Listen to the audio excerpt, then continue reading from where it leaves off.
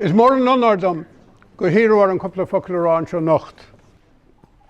Rib mámsa agus bhhaid rib mámsa mar folateid. Stoig gur hála trí rud a bhí Harbh súntasach. Bonú, boníú, údarás na Gaeltachta.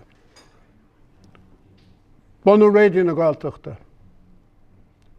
Agus credim nach tuigeann daoine go tábhachtachas a bhí sé sin. As an nuair a thosa sé bhí sé na mantanta, ní raibh sé fáil fud na tíide. A fiú má ghlachann le rud tá an an i chur a fás. Agus an trí rud an ná is rud ar a lámh ag an uachtar an ná sé sin bonna tíide ceithir. Agus a rís thug sé sin loch féach na nu ar fad agus pobl ar fad. Tá me go le dír ar rion trada a hálar i rima ama mar éire a mé goil chun fad lob. Ach nuair a ceapa mé an cheadúir, thosa muid i gobar ar ach teanga réiteach. Ná bhí caint san éar faoi blianta roimh sin. Ach ní raibh éon obair dianta ag in éon áit ar lehéad go 8.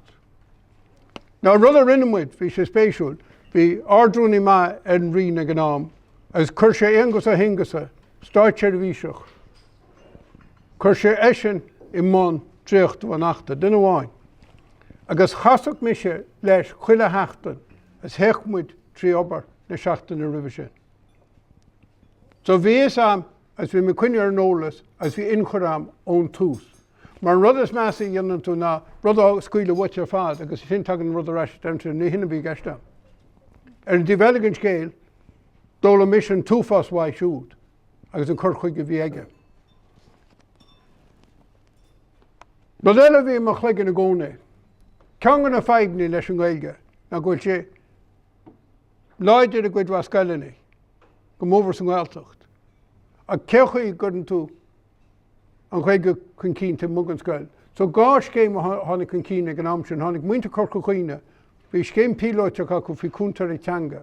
An smaoine bhí sin ná caintear i dúchasacha a thuirteach sa scailinaí. As na gasar bhí lágin an Ghaeilge, líofacht teanga a thuirtóp. Agus in ceann eile ná na campi sport, agus in níor sin chur me daoine harrtaigh na scoilnaí tréimhse pelle. Ná credim héin go na campi sport Harbh tábhachtach, tá si go mbeadh an GAA. Dána scéile go ar stré ar fad as plaicí heas mise. Agus nuair bhí plaicí gimmart feic tún gandí garamar agus nuair bhí scáide gimmart an gandí marún. A ceangan na rud é spéisiúla, nuair bhí mis an fásan níos an plaicí, ní a gá go spéis ag muintir dheiscear plaicí sa bell Ghaelach. Is muintir thuiscart an cara go bhíoch ar áireann na plaicí.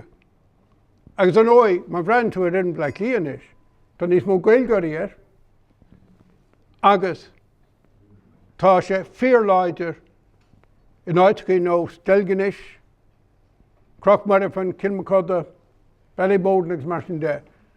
Agus dar lumsa an fágur hála sé sin na neall arás na Gaelscoilne.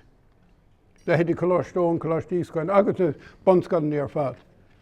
So spáinann sé an tarú agus an tionachart ag an Ghaeilge ar chóirsaí bhád te mugan Ghaeilge. An céad rud mór eile a hála. Agus an óid bhí mise an ach ní raibh mise mar de bhí go leor daoine ag obair na rudí seo ar fad. Ach comhaon tú ina an chéasta. 1998. Gon chéadúir bhí aitheantas oifigiúil ag an Ghaeilge. Ní mar hanga oifigiúil ach aitheantas oifigiúil in aiciméid idirnáisiúnta. Bhí aitheantas speisialta go na Ghaeilge. Agus dar lomsa bhí sé sin fíorthábhachtach. An bhliain dar gin bunaíomh foras na Ghaeilge. Cuine an tacht sin na goil rian iarrachtas. Rud a rinne mé an sin ná bhí éisce teachtasteach trí díon breantain na loganimnacha nuair bhí sé leis an Ordnance Survey. Tháinig na stáitseir bhí sé am. So thuméis ag Charlie McCreevy. As dúirmid a Charlie, céim fáin na neistríonn bhí sin an únamsa sa Roinn. Agus tá na le anam na chutáhacht agus féidir le bheith conspóide freisin na lálam faoin dagan. Éon an seo a dagan nó dagan í chúis, but níar mi níos mó faoi sin na nócht. Ach an sin formar deirigid is chumid le anam .ie, cá mé rá banim se anúsáid as le anam .ie. Bes dóilm gur bunachar iontacha agus fair play go fiúntar sé sinna chur a fáil. Rud a hálang sem líon chá bhíle. Chur a forrálacha planála an chéadúid mar leis an Ghaeltacht san nach planála.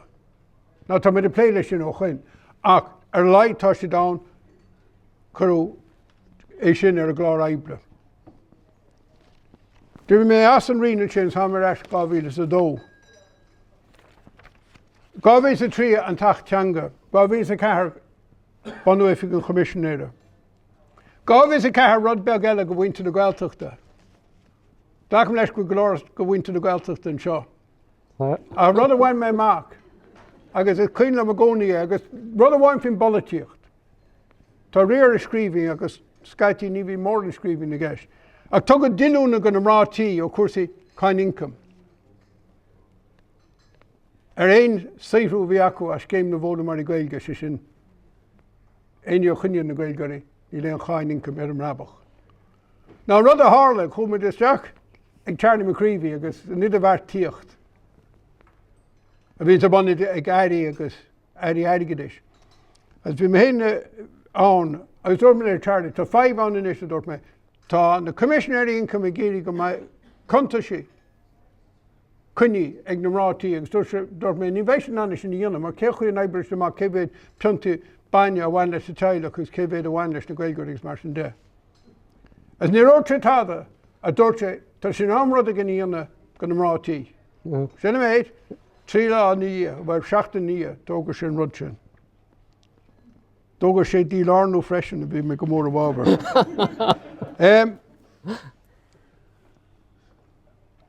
2006 Dailt rud nach mí mar an caintear ach bhí sé mar bhanús go chuile háta hála ní. Sé sin ráitas an rialtas in lena Ghaeilge, tá sé mar chuidinis gon strategies fé blian go Ghaeilge.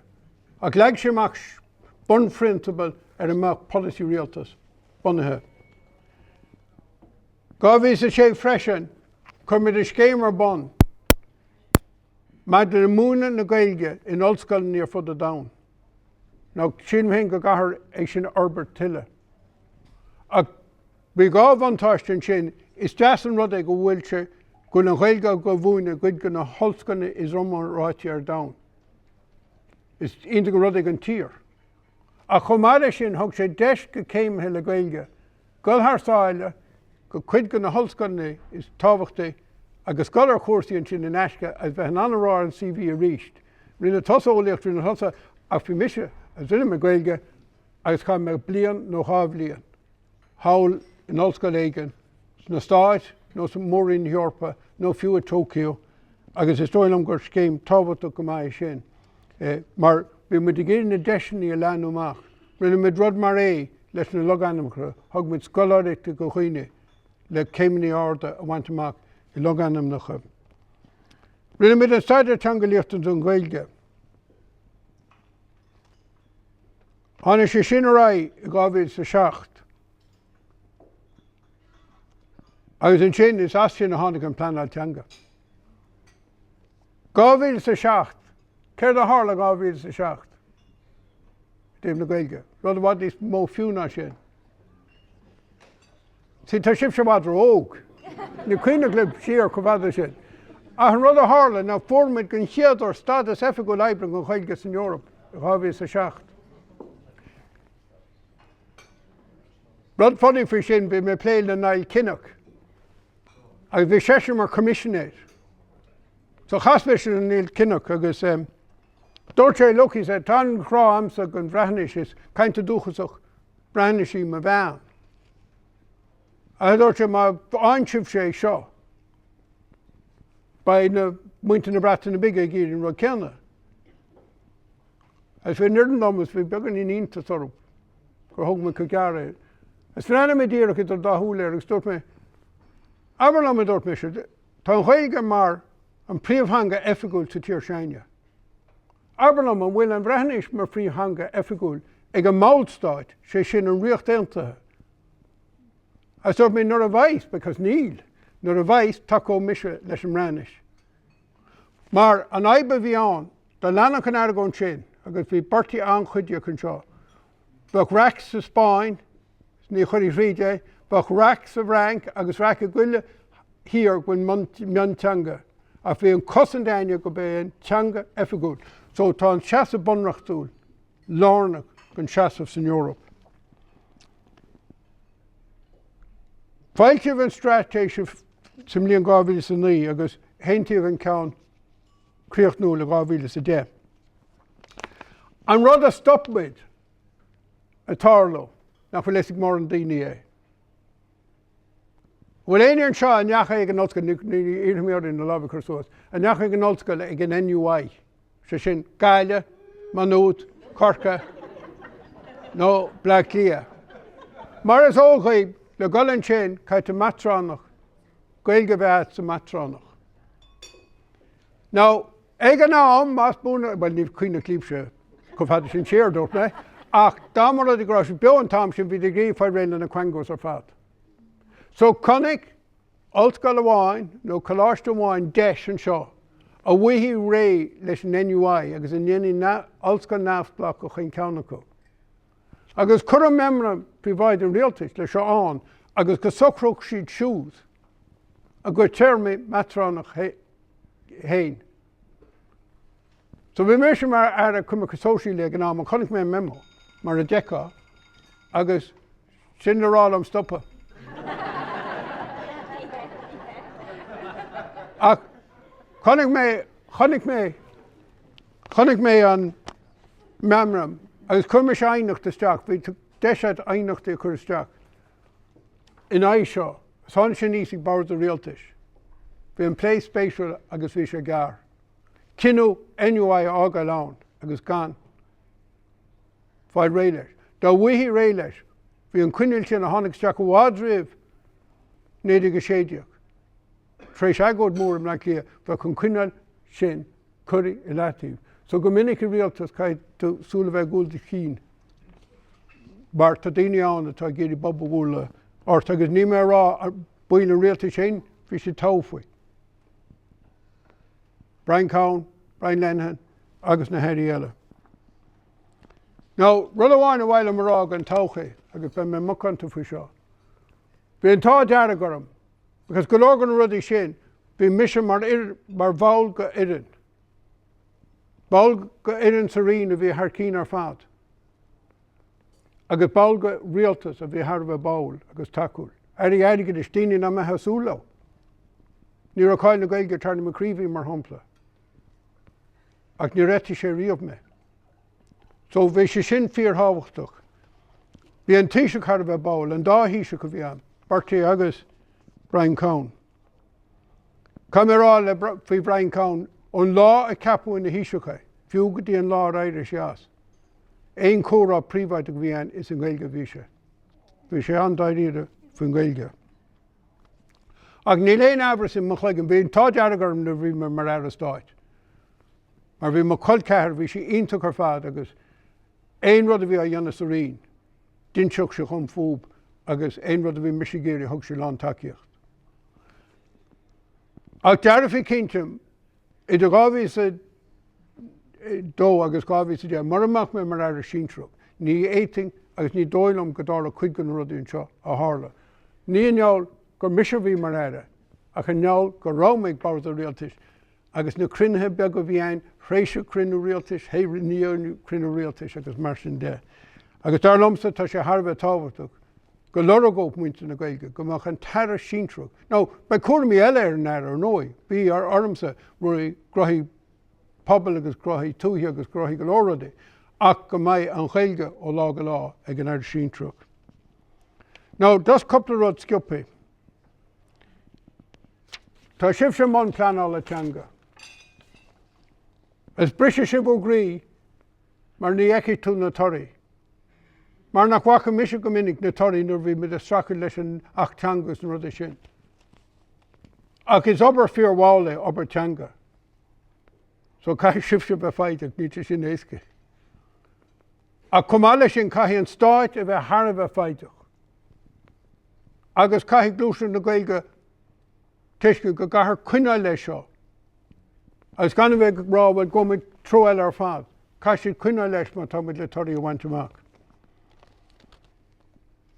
Cumála sin is cuin lomsa tá daoine go leor ann a lárim sa Ghaeilge lob inis. Nar lár me Ghaeilge lofa nuair bhí me dhéagar. Fiú Gaeltal am héin. So go minic le déagarí tá a tain heb an rud tá smáile tá siad an na naid. Ag nar hagan siad ag an ollscoil seisiúd go haban hééis nach nádó siad Somália tá sin rud i garo. So cáid tuiscin gúil nósfrucht ag gasar a fása níos agus tugann si féin níos fearr na mise. Rud amháin tá spéisiú agus a lúme leis a gaiirlach agus leis a bríomhhaimnach níos túisce. Rinneadh survey míhall an Ghaeilge agus is survey socolaíochta fíorchaun na bhí ann a dhearcha an phobal i len Ghaelgarí. I le Ghaelgarí, ní le na Ghaeilge. Bhí dearcha i le na Ghaeilge freisin.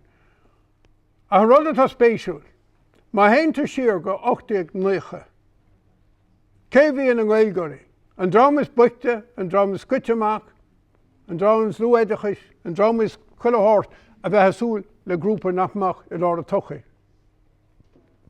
Fuair seisna amach agus bhí liste lehanna comláin i do chuile cin ar dán, chuile acme, a fuair semach go bíad an ingrúp is mó in éiring na Ghaelgarí. Ní léana begéine an tá Ghaelgar a cónaí aceló. Níl feibe Ghaelgar má fós amach nuaí nó mar tá páirtne acu atá na Ghaelgar agus mar sin de. Agus ní gága mar sin a bheith sé. Sin in neall obair an stáid agus an sochaí goiteine i le na Ghaeilge le céad bliain. So tá caisin grúte agus i chéadrad a chaistú air a gúnaí na dearcú. Ná darad a tháinig semach leis agus a bhí ciallmhar. Tá go leor daoine le Ghaeilge sa tír. Marcha sin i eibreocht tíide cethar má hampla. B'nach go Ghaeilge ionach acu. A tá chuile ceanna go táhachtach. Ach an rud atá feib aine leis ná é airú go mór rééis go rinne go lágail. É airú ó ólas go húsáid. A tá sin táhachtach. Agus sin fág bhfuil mise go mór a bhábhar an rud tá déanta go air a stáid. Airgad thuirta go na Gael ógra a lechra loch lí. Ach ba cearcamach dinnéar a dhéanana ar a gcuid sin. Yoga trí Ghaeilge. Chuile háirt go féad le smíonhar go mór rudí caiimse because ní mór an fogtíocht fogtar a testar. Decha misir na chláiste Ghaeilge nuair bhíoh mé híos immer sport in na scoláirí. Thosaigh sé caint ag immer sport a bhealach nach nionad i sé thuas fios sa teach agus sin thosaigh sé a caint nar stop sé a caint. So credim héin go gahamid a bhád is mó imachtaí. Tim mó, ní tim mó san éir ach tim mugan scail a chur ban. Ceap me héin go gahamid an ormacha cainte a caint ar an curriculum. Nís amó bhfuil curriculum chu tábhachtach sin. An aib is mó atá sa tíir seo ná go bhfuil forbar na múnteire tá múna sa scail na béirle níl Ghaeilge bhacha. Agus beag man má canta faoi sin, is rud amháin gúil me dimi siar. Agus ní léomh bheith tuairt amach faoi. A cahar legan síos agus an tairgad a chá, go gaiith si tréimhse cearta a chá san Ghaeltacht. Báite sa teanga. Ná ní me caint an daine tá duine eilúnt trí Ghaeilge. Tá me caint an forbar mór a dhéanana san rud a rinne mise. Sé sin, johan si go déadachas trí bhean a bhéirle. So tá obair mór le déanana. So tagann si sin go dtí an céadú deile. Chuile bhliain agus tá mé trítre le tamil. Bhí cearcan ar a ard-éadachais a rá héh airigid éadachas tú lebe. Seo é airigid go chóirsaí i méarla, seo é airigid go chóirsaí Ghaeilge. Ag an ard level ag bárdú rialtas. Go meach sé sin le amach agus an sin go bhhéidir scoilsanóíocht tríd an HTA faoin na cuasaí a chuirí ar bon agus cá gurí ar bonnéid. Ach ní ceart go meach sé fáice faoi dhiiscréad na nolscoilní a nionne sé é ná nach nionne. Sin cinenne stáit. As cámid an cinál sin cuacht a ghlach a reis an héin. Mar nionne muid é sin is curmó ama an féfan géad san nacht nó. Ní hárló se, cos ní méid na daine an in na chuirí Gríoch, agus cum céfad achtain i churas tú fríd, mar a bhfuil na daine an in na chuirí Gríoch ní hárló se. Rud eile tá mé tríd lár na huaide. Ná, i gcuile níonra agus níolan sa tír. Ba ceart me go bhfad is mó níonra Ghaeilge agus níolan na Ghaeilge, lán Ghaeilge. Ach a rééis ba furbhar na gás a Gaeilge níonra agus níolan na béirle. Ba ceart go meach socrú dionta má tá sé le fáileide go stáid go gaiithís ranta agus físeáin agus rudí mar sin dhéanana trí Ghaeilge na gasúr. As é thuirtóg mar is ó going ileach tá garchlán am san is. Is idir an lá a bheirtarí go 3 bliana a hostin siad iar-aire tuair teanga chu lob. Má thugann an dáthanga lob tuair siad go héasca agus i thuair siad teanga bháin. Tá mé beagnach ré cluisiim de léige na búla. Muoine ceart go tíide ceathir agus réidir na Gaeltachta. Rud a tháinig chun cíne sa mblion 2000 nárthar a ceart tá radio Ríorán agus Mullamíon. A bhí ceart go amach stáisiún náisiúnta Nos 2 FM i créalach go chuoineoga trí bhean na Ghaeilge. Na hárán is cumann up sa caint teanga na maiisiid ach an tit teatar fad trí Ghaeilge. Gá rud dearnach. Tá feimní fi leith an Ghaeltacht ní thosa mé orb anocht because má thosa mar a beidir nach cruach na me go dóg so bhuiach sibh sé an béile. A cinnte dar fi cá daile le cuasatíochta go planála san Ghaeltacht. Is ceist casta go mór na feimní planála because go leor go siúd ní bhaint le cuasaí teanga bainint le rudaí eile nó SACs agus an dúlra agus na rudaí sin ar fad. Agus an rud dearé dosmhail le lua. Bhí mise nuair a bhí mar áras nó bhí me de smaoinear an strateis fi blian. Bhí mé breanú ar a gcuí go gcuineann san saolta seo. Go gcuineann pobl éagsúla mar hampla na Polaí an éiring. Tá de déanana cinnte go bhfuil Polanis ag go gcuid gasar. Tá ranganí a go cuile háran, ící ag go rialtas shaol. As bhí mé breanú a rálam héin, céchaí a bhéit bud pobl láirtha Ghaeilge ó glún go glún. Mar is faoi sin a bhí an strateis, an Ghaeilge go raibh ó glún go glún, níos na scailne, ach ó glún go glún ó hismóthaí go gasar. Agus níl mé sásta go bhfuil creat ceart, comhdhálaíocht ceart idir an stáit agus an pobl i dtí na líonra Gaeltacht Ghaeilge te mugan Ghaeltacht. Sé sin rá, caitheann stáit rá, má tá sibse go le déanana XYZ, chuir muide níolan, níonra, bonscail, meánscail. Chuir muid airgad a fáil le imachta te muganscail. Le grúpaí bán, grúpaí fearr agus mar sin de. Grúpaí gasar déagarí agus chuir. Mar a bhfuil an muoinú sin galta go na dtíon tá plé le cuasaí planála teanga te mugan Ghaeltacht. Mar a bhfuil tú cinnte go mbeidh na bon seirbhísís na líonra Gaeltachta. Well, chuir mé a gcuise agus fág mar seoir. Níl an rud atá a gháil leis an rud a bhí muchlagansa déanana míníring leat. Agus bhí rud a bhád, nó thuigh sé inéistíocht bhád níos mór nói. But is dóilm bhfuil deis ionach go mbeidh bhád níos mó daoine a dásach a níos te mugan Ghaeltacht go bhí an Ghaeilge an teanga dúcha se bh chacu agus sin an sprach ar fad. Gur maith go.